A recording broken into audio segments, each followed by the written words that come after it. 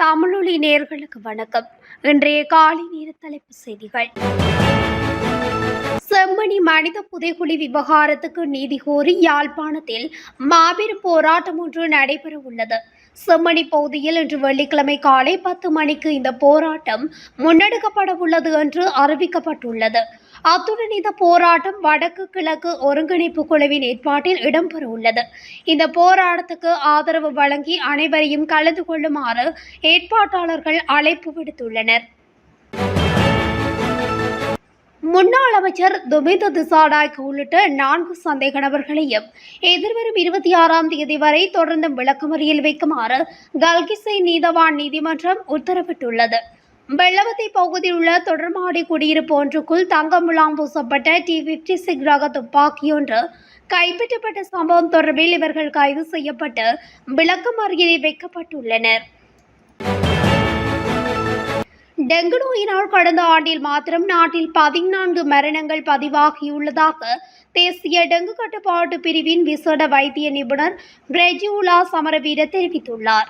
அத்துடன் குறித்த காலப்பகுதியில் 26,775 பேர் டெங்கு நோயினால் பாதிக்கப்பட்டிருந்ததாகவும் அவர் குறிப்பிட்டுள்ளார். சுகாதார மேம்பாட்டு பணியகத்தில் நேற்று நடைபெற்ற ஊடக சந்திப்பில் கருத்துரைக்கும் போது அவர் இதனை தெரிவித்துள்ளார். மேல் சபரகமுவ தென் மற்றும் கிழக்கு மாகாணங்களிலேயே டெங்கு நோயினால் பாதிக்கப்பட்டவர்கள் அதிக அளவில் பதிவு செய்யப்படுவதாகவும் அவர் சுட்டிக்காட்டியுள்ளார். இலங்கையின் கடற்பரப்பில் நீண்டகால உணவு பாதுகாப்பை மதிப்பிடும் ஒரு ஆய்வு கப்பலுக்கு அனுமதி வழங்கப்பட வேண்டுமென்ற ஐக்கிய நாடுகள் சபையின் கோரிக்கையை இலங்கை நிராகரித்துள்ளதாக தெரிவிக்கப்படுகிறது. 2025ஆம் ஆண்டில் ஜூலை 15ஆம் தேதி முதல் ஆகஸ்ட் 20ஆம் தேதி வரையான காலப்பகுதியில் குறித்த கப்பல் ஆய்வு பணிகளை மேற்கொள்ளவிருந்தது. எனினும் வெளிநாட்டு ஆய்வு கப்பல்களுக்கான நிலையான செயற்பாட்டு நடைமுறைகளை இறுதி செய்வதில் ஏற்பட்ட தாமதம் காரணமாகவே குறித்த கப்பலுக்கு அனுமதி மறுக்கப்பட்டதாக ஐக்கிய நாடுகள் சபையின் ஆவணம் ஒன்றில் குறிப்பிடப்பட்டுள்ளது. வெளிநாட்டு ஆய்வு கப்பல்களை அனுமதிப்பதற்காக அங்கீகரிக்கப்பட்ட நிலையான செயற்பாட்டு முறைமை இல்லாததால் ஆய்வு கப்பலான எஃப் நான்சனின் இலங்கை வருகை தந்துள்ளதாகவும் குறித்த ஆவணத்தில் தெரிவிக்கப்பட்டுள்ளது. கட்டுநாயக்க விமான நிலையத்தில் நேற்று காலை 6 பயணிகள் கைது செய்யப்பட்டுள்ளனர். கட்டுநாயக்க விமான நிலையத்தின் கிரீன் லேன் வழியாக 12.6 மில்லியன் ரூபாய் மதிப்புள்ள வெளிநாட்டு தயாரிப்பு சிகரெட்டுகளை நாட்டுக்குள் கடந்த முயன்ற சந்தேக நபர்களை விமான நிலைய சுங்க அதிகாரிகள் மற்றும் சுங்க போதைப்பொருள் கட்டுப்பாட்டு பிரிவின் அதிகாரிகள் கைது செய்துள்ளனர். அவர்களில் 4 பேர் ஆண்கள் எனவும் மீதமுள்ள 2 பெண்கள் என தெரிவிக்கப்படுகின்றது. 2 பெண்களில் ஒருவர் வெளிநாட்டு பெண் ஆகும். சந்தேக நபர்கள் அனைவரும் துபாய், சார்ஜா மற்றும் பேங்காக்கில் இருந்து கட்டுநாயக்க விமான நிலையத்துக்கு வந்தவர்களாகும். 84,000 சிகரெட்டுகள் கொண்ட இந்த வெளிநாட்டு தயாரிப்பு மென்செஸ்டர் சிகரெட்டுகளின் 420 அட்டைப்பட்டிகளை தங்கள் பொதிகளில் எடுத்துச் சென்ற போது சுங்க அதிகாரிகளால் கைது செய்யப்பட்டனர். மத்திய கிழக்கில் மோதல் நிலை தீவிரமடைந்து வரும் நிலையில் இலங்கையில் எரிபொருளுக்கு தட்டுப்பாடு கிடையாது என்று எரிசக்தி அமைச்சர் குமார ஜெயக்கொடி தெரிவித்துள்ளார். போதுமான அளவு எரிபொருள் கையிருப்பு இருப்பதாகவும் அவர் குறிப்பிட்டுள்ளார். எனவே பொதுமக்கள் தேவையற்ற வகையில் எரிபொருள் நிலையங்களில் கூட வேண்டாம் என்று அவர் கோரிக்கை விடுத்துள்ளார். அத்துடன் வீடுகளில் எரிபொருளை சேமித்து வைப்பதை தவிர்க்குமாறும் அவர் கேட்டுக்கொண்டுள்ளார்.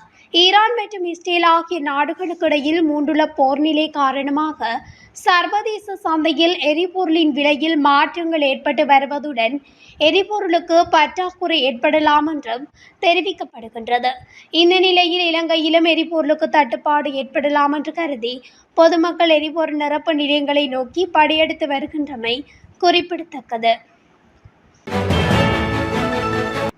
யாழில் போதை மாத்திரைகளுடன் இளைஞர் ஒருவர் கைது செய்யப்பட்டுள்ளார்.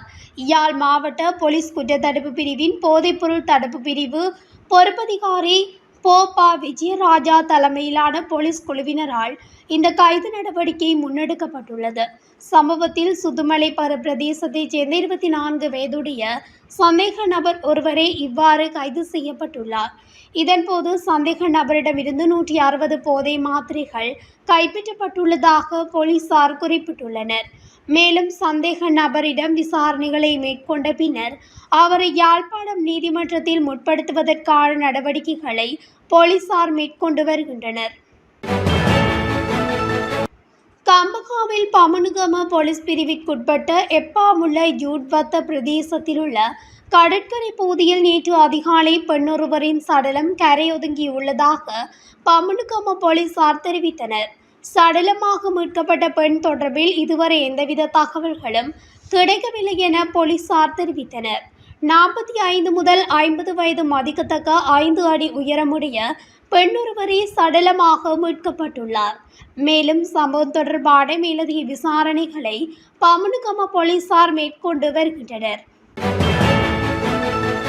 அம்பாந்தோட்டை அங்குணுகளபலச பிரதேசத்தில் குளவிக்கொட்டுக்கு இலக்காகி கணவர் உயிரிழந்துள்ளதுடன் மனைவி வைத்தியசாலையில் அனுமதிக்கப்பட்டுள்ளதாக அங்குணுகளபலச போலீசார் தெரிவித்தனர். சம்பவத்தில் 69 வயதுடைய 3 பிள்ளைகளின் தந்தையே உயிரிழந்துள்ளதாக போலீசார் தெரிவித்தனர். உயிரிழந்தவர் தனது மனைவியுடன் இணைந்து தென்னந்தோப்பில் தேங்காய் பறிக்க சென்றுள்ளார். இதன்போது தென்னந்தோப்பில் இருந்த குளவி கூடு ஒன்று கலைந்ததால் இந்த தாக்குதல் இடம்பெற்றுள்ளதாக போலீசார் தெரிவித்தனர். இலங்கையில் இந்த ஆண்டு ஜனவரி முதல் 73,400க்கும் மேற்பட்ட வாகனங்கள் பதிவு செய்யப்பட்டுள்ளதாக மோட்டார் போக்குவரத்து திணைக்களம் தெரிவித்துள்ளது. இதன் மூலம் நாட்டில் நிலவிய வாகனங்களுக்கான அதிக கேள்வி நீங்குவதுடன் வாகனங்களின் விலைகளிலும் குறிப்பிடத்தக்க வீழ்ச்சி ஏற்பட்டுள்ளது. வாகன இறக்குமதி கட்டுப்பாடுகள் நீக்கப்பட்டதே இதற்கு காரணம் என்று மோட்டார் போக்குவரத்து திணைக்களத்தின் ஆணையாளர் ஜெனரல் கமல் அமரசிங்க தெரிவித்தார். இந்த வாகனங்களில் அதிக எண்ணிக்கையிலானவை மோட்டார் சைக்கிள்கள் என்றும் சுமார் 58,947 பதிவு செய்யப்பட்டுள்ளதாகவும் ஆணையாளர் ஜெனரல் கமல் அமரசிங்க குறிப்பிட்டார். அத்துடன் இந்த காலப்பகுதியில் 7,500 கார்கள் மற்றும் 1,666 முச்சக்கர வண்டிகளும் பதிவு செய்யப்பட்டுள்ளன. கடந்த மாதம் அதிக எண்ணிக்கையிலான பதிவுகள் நடந்ததாக கமல் அமரசிங்க சுட்டிக்காட்டியுள்ளார். இதேவேளை 4 வருடங்களுக்கு பின்னர் இடைநிறுத்தப்பட்டிருந்த இறக்குமதி கட்டுப்பாடுகள் தற்போது தளர்த்தப்பட்டமையினால் அதிக எண்ணிக்கையிலான வாகனங்கள் இறக்குமதி செய்யப்பட்டு வருகின்றமை குறிப்பிடத்தக்கது. திருகோணமலை சேரனுவர போலீஸ் பிரிவுக்குட்பட்ட தங்கநகர் பகுதியில் மட்டக்களப்பு நோக்கி எரிபொருள் ஏற்றிச் சென்ற பவுசருடன் முச்சக்கர வண்டி நேருக்கு நேர் மோதியதில் வைத்தியர் ஒருவர் உயிரிழந்ததோடு மற்றொருவர் காயமடைந்துள்ளதாக போலீசார் தெரிவித்துள்ளனர். முச்சக்கர வண்டி சாரதி படுகாயமடைந்து முதலில் மூதூர் வைத்தியசாலையில் சேர்க்கப்பட்டதன் பின்னர் மேலதிக சிகிச்சைக்காக திருகோணமலை பொது வைத்தியசாலைக்கு மாற்றப்பட்டுள்ளார். உயிரிழந்த 59 வயதுடைய வைத்தியரின் சடலம் தற்போது சேரனுவர வைத்தியசாலையில் வைக்கப்பட்டுள்ளது. காலாவதியான பொருட்களை விற்பனைக்காக காட்சிப்படுத்துவதற்காக முன்னணி பல்பொருள் அங்காடியின் 3 விற்பனை நிலையங்களுக்கு தலா 2 லட்சம் அபராதம் விதிக்கப்பட்டுள்ளதாக நுகர்வோர் விவகார அதிகார சபை தெரிவித்துள்ளது. சமீபத்தில் இந்த விற்பனை நிலையங்களில் சோதனைகளை நடத்தியதாகவும் பின்னர் புதுக்கடை நீதவான் நீதிமன்றத்தில் குறித்த பல்பொருள் அங்காடிகளின் நிர்வாகத்துக்கு எதிராக சட்ட நடவடிக்கை எடுக்கப்பட்டதாகவும் நுகர்வோர் விவகார அதிகார சபை தெரிவித்துள்ளது. நுகர்வோர் பாதுகாப்பு விதிமுறைகளை மீறும் விற்பனையாளர்கள் மீது கடுமையான நடவடிக்கை தொடரும் என்று அதிகார சபை வலியுறுத்தியது.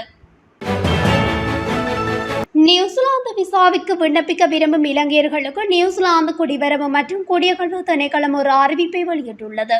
நியூசிலாந்துக்கு விசாவுக்கு விண்ணப்பிக்க விரும்பும் 9 நாடுகளைச் சேர்ந்தவர்களுக்கு வேலை விசா பெற எளிமையான நடைமுறைகள் அறிமுகம் செய்யப்பட்டுள்ளதாக நியூசிலாந்து குடிவரவு மற்றும் குடியகல்வு திணைக்களம் தெரிவித்துள்ளது.